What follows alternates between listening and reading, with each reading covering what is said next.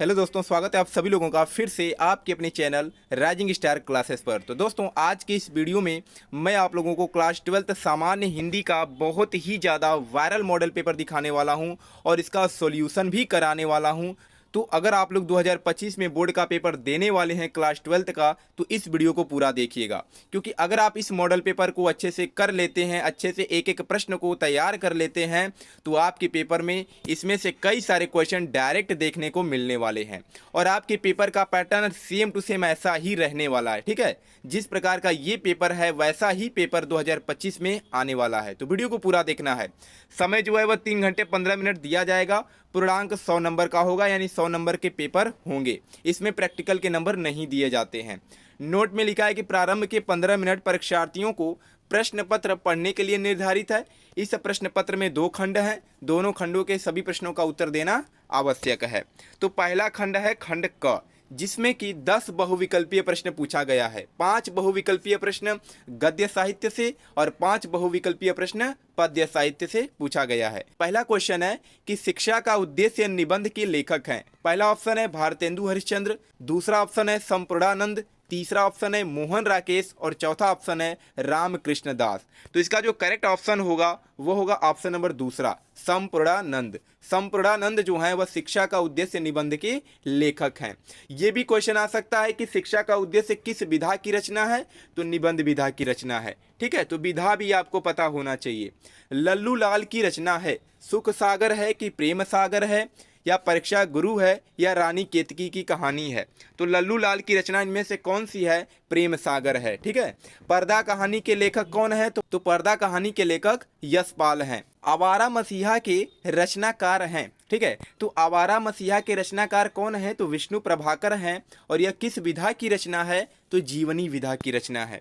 ठीक है, पांचवा क्वेश्चन क्या है कि बाण भट्ट की आत्मकथा के लेखक कौन है? तो बाण भट्ट की आत्मकथा के लेखक हजारी प्रसाद द्विवेदी जी हैं और यह उपन्यास विधा की रचना है। ठीक है, तो हर एक क्वेश्चन बहुत ज़्यादा इंपॉर्टेंट है। अब दूसरे में भी 5 क्वेश्चन है, लेकिन ये पद्य साहित्य से पूछा गया है। जैसे में पहला क्वेश्चन है कि कामायनी किस युग की रचना है? तो कामायनी जो है ये छायावादी युग की रचना है। ठीक है, क्या है? कामायनी जो है छायावादी युग की रचना है।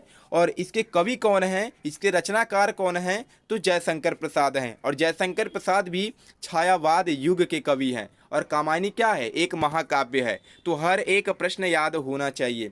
निम्न कवियों में से कौन प्रगतिवादी युग का कवि है? अग्रदास है कि तुलसीदास जी हैं कि नंददास हैं या रामधारी सिंह दिनकर हैं? तो प्रगतिवादी युग के कवि जो हैं वह रामधारी सिंह दिनकर हैं। कौन है? रामधारी सिंह दिनकर। तार सप्तक का प्रकाशन वर्ष है 1943 ईस्वी। ठीक है, चौथा क्वेश्चन है कि द्विवेदी युग की रचना नहीं है। तो प्रिय प्रवास, साकेत और भारती ये सभी द्विवेदी युग की रचना है। कामायनी जो है यह द्विवेदी युग की रचना नहीं है, यह छायावाद युग की रचना है। पांचवा क्वेश्चन है कि अष्टछाप के कवियों का संबंध है भक्ति काल के राम भक्ति शाखा से, या ज्ञानाश्रयी शाखा से, या प्रेमाश्रयी शाखा से, या कृष्ण भक्ति शाखा से? तो अष्टछाप के कवियों का संबंध कृष्ण भक्ति शाखा से है। ठीक है, किस शाखा से है? कृष्ण भक्ति शाखा से। तो 10 MCQ टाइप क्वेश्चन रहेगा। उसके बाद एक गद्यांश दिया जाएगा जिस पर आधारित 5 प्रश्न पूछा जाएगा। एक क्वेश्चन 2 नंबर का होने वाला है। जैसे में दिया है कि दिए गए गद्यांश आधारित निम्न प्रश्नों का उत्तर दीजिए।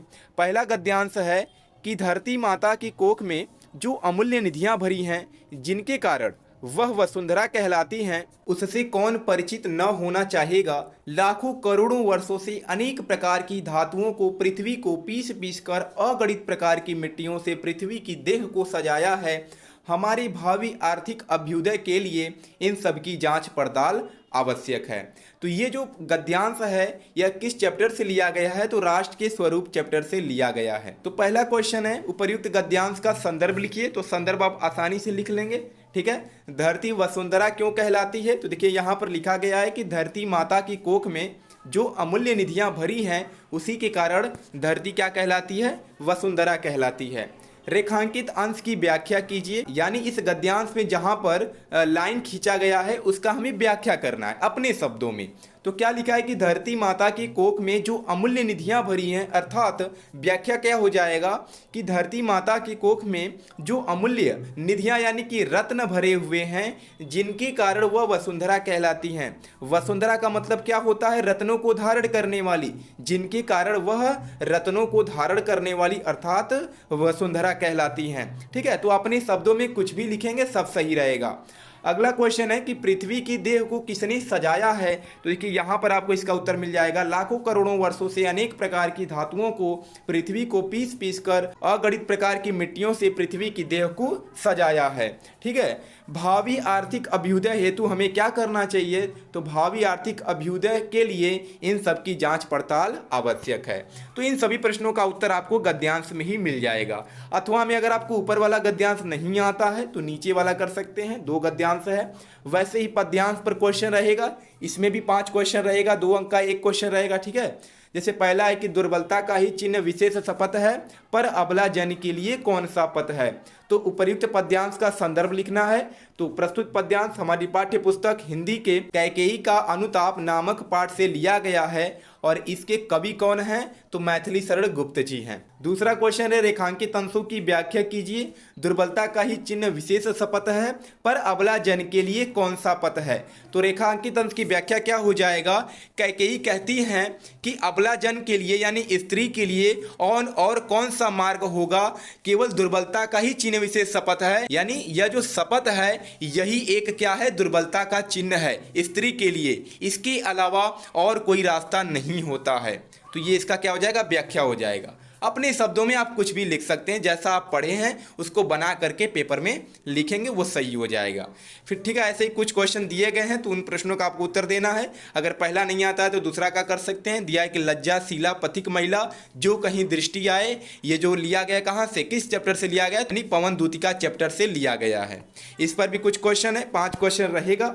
ठीक है, फिर 5वें का क नंबर क्वेश्चन है कि निम्न में से किसी एक लेखक का साहित्यिक परिचय देते हुए उनकी प्रमुख रचना का नाम लिखना है। जैसे आचार्य हजारी प्रसाद द्विवेदी हो गए, APJ अब्दुल कलाम, वासुदेव शरण अग्रवाल। किसी एक लेखक का आपको साहित्यिक परिचय लिखना है और उनकी रचना का नाम लिखना है। वैसे ख नंबर क्वेश्चन है एक कवि का साहित्यिक परिचय देते हुए उनकी रचना का नाम लिखिए। यानी ऊपर लेखक का करना था, नीचे कवि का करना था। तो मैथिली शरण गुप्त का लिख सकते हैं, या सुमित्रा नंदन पंत का, या रामधारी सिंह दिनकर का, किसी एक का ही करना है। फिर 6 नंबर क्वेश्चन है बहादुर अथवा पंचलाइट कहानी के उद्देश्य पर प्रकाश डालिए। ये सब क्वेश्चन भी बहुत ज़्यादा इंपॉर्टेंट है। ठीक है, उद्देश्य भी आपको याद कर लेना है, सारांश भी याद कर लेना है, क्योंकि सारांश भी बहुत बार पूछा जाता है। फिर 7वां क्वेश्चन है स्वपठित खंड काव्य के आधार पर किसी एक खंड के एक प्रश्न का उत्तर देना है। यानी सबसे पहले ये आपको पता होना चाहिए कि आपके जिले में कौन सा खंड काव्य चलता है, उसी खंड काव्य के प्रश्न का उत्तर देना है। अगर आपके जिले में श्रवण कुमार खंड काव्य चलता है तो श्रवण कुमार खंड काव्य पर 2 प्रश्न होगा। पहला देखिए, श्रवण कुमार खंड काव्य के नायक का चरित्र चित्रण लिखना है, अथवा श्रवण कुमार खंडकाव्य के आधार पर दशरथ का चरित्र चित्रण लिखना है। तो कोई एक ही प्रश्न करना है, या तो नायक का लिखना है या तो दशरथ का लिखना है। तो अगर आपको नहीं पता है कि आपके जिले में कौन सा खंडकाव्य चलता है तो इस पर मैंने वीडियो बना दिया है, सर्च कीजिएगा कि क्लास 12 डिस्ट्रिक्ट वाइज खंडकाव्य बाय राइजिंग स्टार क्लासेस, तो आपको वीडियो मिल जाएगा। अपने जिले का खंडकाव्य पता कर लीजिए। तो ये सभी प्रश्न जो थे वह खंड क में पूछा गया था। अब है खंड ख, जिसमें कि संस्कृत से क्वेश्चन रहेगा और व्याकरण से क्वेश्चन रहेगा। जैसे 8वें का क क्वेश्चन है कि दिए गए संस्कृत गद्यांशों में से किसी एक का ससंदर्भ यानी संदर्भ सहित हिंदी में अनुवाद करना है। फिर वैसे श्लोक का ससंदर्भ हिंदी में अनुवाद करना है, 7 नंबर का क्वेश्चन है। फिर 9 नंबर प्रश्न है कि निम्न मुहावरों में से किसी एक का अर्थ लिखकर वाक्य में प्रयोग करना है। जैसे तलवार की धार पर चलना, ठीक है, यानी बहुत ही ज़्यादा कठिन काम को करना, परेशानी भरा काम को करना। टका सा जवाब देना, यानी किसी भी चीज़ को मना कर देना, तुरंत मना कर देना। दाल में काला होना, यानी शंका होना, संदेह होना। नमक मिर्च लगाना, यानी किसी चीज़ को बढ़ाकर बोलना, ठीक है, किसी भी बात को बढ़ा चढ़ाकर बताना, तो नमक मिर्च लगाना हो जाएगा। वाक्य में प्रयोग का मतलब होता है एक सेंटेंस बना देना है। फिर देखिए ये जो है 10 नंबर क्वेश्चन, ये पिछले साल से ही बदलाव हुआ है। उससे पहले अपठित गद्यांश से क्वेश्चन नहीं पूछा जाता था, तो पिछले साल पूछा गया था, इसलिए इस बार भी आएगा पेपर में। अपठित गद्यांश पर आधारित निम्न प्रश्नों का उत्तर देना है। तो 5 नंबर का क्वेश्चन है, पहला नहीं आता है तो दूसरा अपठित गद्यांश कर सकते हैं। फिर 11 नंबर क्वेश्चन है कि निम्नलिखित शब्द युग्मों का सही अर्थ चयन करके लिखिए। वसन और व्यसन। तो वसन का अर्थ होता है वस्त्र और व्यसन का अर्थ होता है आदत। तो ऑप्शन सी जो होगा वह करेक्ट हो जाएगा। दूसरा है अंबुज और अंबुद। तो अंबुज का अर्थ होता है कमल और अंबुद का अर्थ होता है बादल। तो तीसरा ऑप्शन इसमें भी करेक्ट हो जाएगा, कमल और बादल। फिर ख क्वेश्चन है कि निम्न शब्दों में से किसी एक शब्द का दो अर्थ लिखना है। यानी जो एक शब्द दिया गया है इसका दो अर्थ लिखना है। तो अंबर का दो अर्थ क्या हो जाएगा? तो अंबर मतलब वस्त्र होता है और अंबर का अर्थ आकाश होता है। पट मतलब भी वस्त्र होता है और पट मतलब चतुर होता है। विधि, विधि का मतलब होता है प्रकार, तरीका, ठीक है। और विधि का मतलब होता है विधाता हो गया। तो ये सब क्या हो गया? विधि का अर्थ हो गया। नाग का मतलब क्या होता है? सर्प होता है, हाथी होता है। तो दो ही शब्द लिखना है। फिर आगे क्वेश्चन है कि निम्न वाक्यांशों के लिए एक शब्द का चयन करके लिखिए जो आंखों के सामने हो। तो उसे क्या कहा जाता है? प्रत्यक्ष कहा जाता है। जानने की इच्छा रखने वाला जिज्ञासु कहा जाता है, ठीक है। निम्न में से किन्हीं दो वाक्यों को शुद्ध करके लिखना है। तुम तो कुर्सी पर बैठे हैं, ये शुद्ध नहीं है। तुम कुर्सी पर बैठे हो, ये शुद्ध होगा।